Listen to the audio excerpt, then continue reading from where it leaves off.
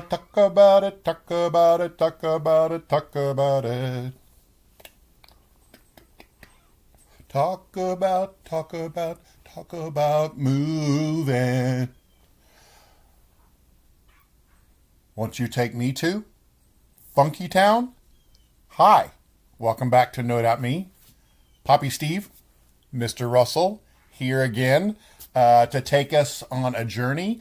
This time we're going to talk about the difference between immoral and illegal. Now you might go, what does that have to do with what's wrong with this world? Well, I'll tell you right now. What those two things kind of encompass is the ideas of right and wrong, and then how as a society we elevate some of those ideas by writing them down and promoting them, and they become rules and regulations. Excitement, I know. But the important part to catch here is that, we're trying to compare an idealized view of what right and wrong is with one that we kind of take a snapshot of. And taking that snapshot can be a little of a disadvantage. It's got its pros and cons. The good news is, peace and justice. Those are nice parts of legal. But hang on. I've got my helper here, Black Jackie. It's tough naming cats. So this last one we were thinking, hey, maybe suits of cards, So I was, hey, we've got a black cat, we could do Black Jack. And then it turned out to be a girl. So she became Black Jackie. And then we didn't name any of the other kittens after cards. So she just became Black Jackie out of nowhere. All right. So we were talking about, so that chasm that forms between an idealized sense of right and wrong, and then us trying to snapshot it by, writing it down and promoting it, which for me, when I think of legitimate authority, I think of basically legitimate authority meaning promoted writings. I know that's kind of undersells rules and regulations, but, that's what I think of those things is. And so I started asking myself, for No Doubt Me, and trying to figure out what's wrong with this world. I started going, okay, so we got to try to, bridge that gap somehow between immoral and illegal, or at least have to understand it better when it comes to business. When the rubber meets the road, and we try to actually have a socio-political-economic framework that we form. That was a big time word. I had to stretch my mouth to get that out. Double hyphenated. Anyway, so, in order to make the world go round, we kind of have to figure out the balance between those three things, because we need the peace and justice stuff, but we also need something that'll evolve over time and be flexible and malleable as something that we can all contribute to and help manage. I guess the idea behind figuring out this gap between immoral and illegal, or morality and legality, I think it's best that we try to minimize the legal side of things and focus more on the right and wrong side of things, or at least start there and focus on that first, because, when you think about effectiveness and efficiency, it's got to be effective first, right? Because, if you're efficient first, then you can just really get good at doing the wrong things efficiently and effective.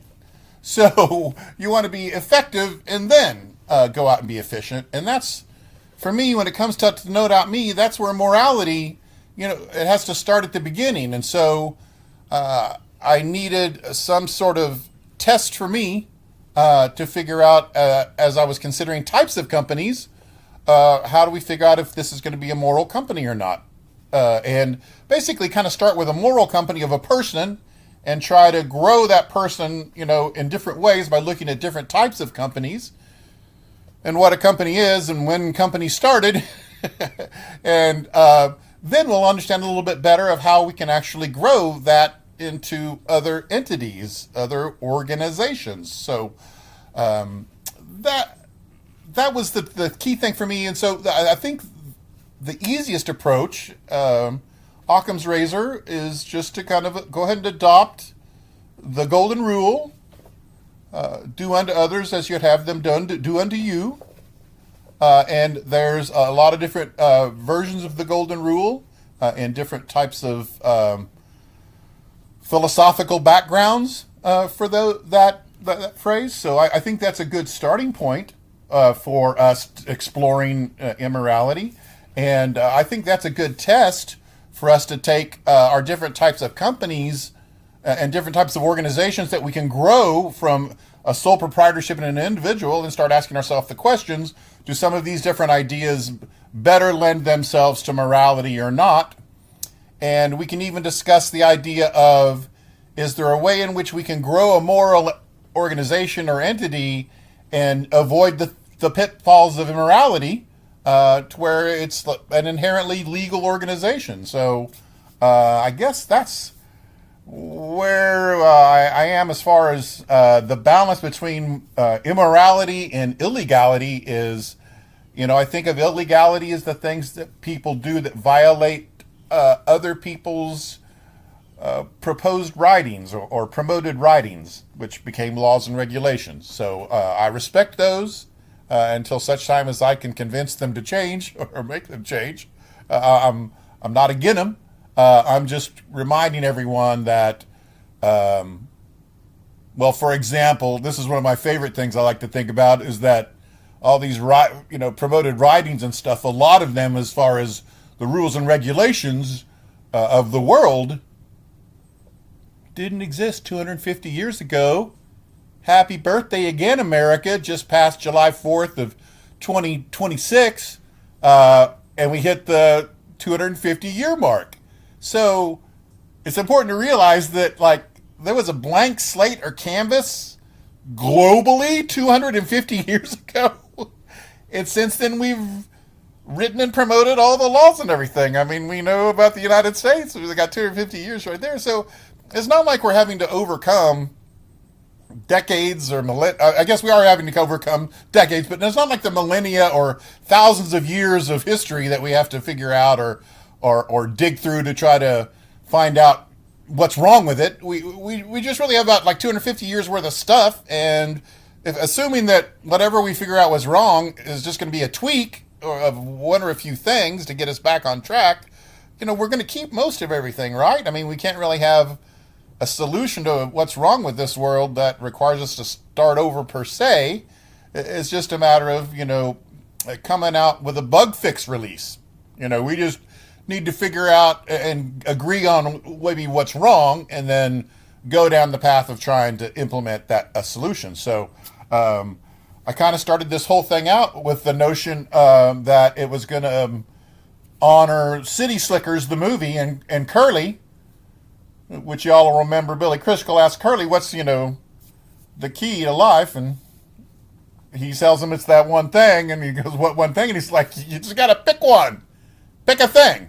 All right, so No Doubt is going to try to pick a thing, and the thing is what's wrong with this world. So we got to go figure out how to fix it. But I don't want to be the United Nations and have 17 programs to try to figure out how to solve the world's problems. It just seems like it's too much. We have to have something more axiomatic, something that's more inherent in everyday life for everyone on the planet. And this is going to be an interesting adventure to figure out if we can find one thing that's really wrong with this world and fix it. And so I'm getting us on this journey because, my plan is to have kind of a heel turn moment toward the end. And no matter how disappointing or ludicrous it might be, the idea is at the end, I'm going to present to you my idea for kind of what's wrong with this world and how we might be about to fix it. And there's some craziness to it, sure. But, you got to start somewhere. So I'll tease you a little bit further. I think not too far down the road now, I foreshadowed Organogenesis. What the heck is that? Well, it's just like the name implies. I think that's, an organization starts with a person and then their ideas, and Next, I want to talk about my struggles with trying to figure out, as I grow, no doubt, whatever it might be. It doesn't even have to be a thing yet. It can be a hypothetical company. The idea, though, is to look at a template and go, do we let no doubt me? What is it going to grow into? Is it good? Am I going to get another person to have a partnership? Or am I going to stay a sole proprietor and just start up, my own business? Or am I going to found a co-op? Dun, dun, dun. That would sound kind of fun-like thing to do. And it turns out that, I wrote down a list and I didn't realize that, I know we think there's different types of organizations, but I had kind of got to sole proprietorship and co-op, and then I got into the corporations. Then I realized you've got public and nonprofit, you've got religions, you've got NGOs. What are you doing? You've got sovereignties, you've got countries or states, you've got reservations, you've got coparbos, which is my portmanteau for counties, parishes, and boroughs. Got your coparbos, and then municipalities. So it turns out that in the end game, there's a lot of different types of organizations. So before you start one, let's think about what that trajectory might mean in terms of morality. Like, can you do all of those things morally? All those companies or all those organization types? I don't know. And I'm not worried about figuring it all out. I just kind of wanted to figure out for me what some of the options were and try to start, putting a path together for one and figure out, where morality fell on that line. So I guess we're going to then go on to from here. We've got some organogenesis to do. I might do a little bit of a sidebar and mention that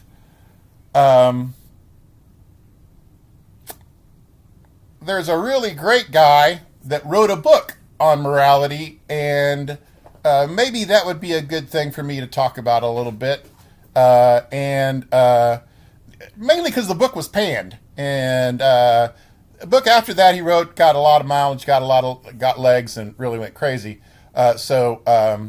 Tell you what, for now, let's leave it at that, and we'll move on next and see if we can understand a little bit better how this guy, in some of his writings, kind of inspired a direction for me and helped me to realize that we may not have always had our hands on the wheel when we've been steering things, and did tons of good stuff. But like I said, if we can find a few little tweaks and maybe revisit those, maybe we can get back on track. So who knows? Before long, we might find out we've actually reasonably figured out what's wrong with this world. Come back.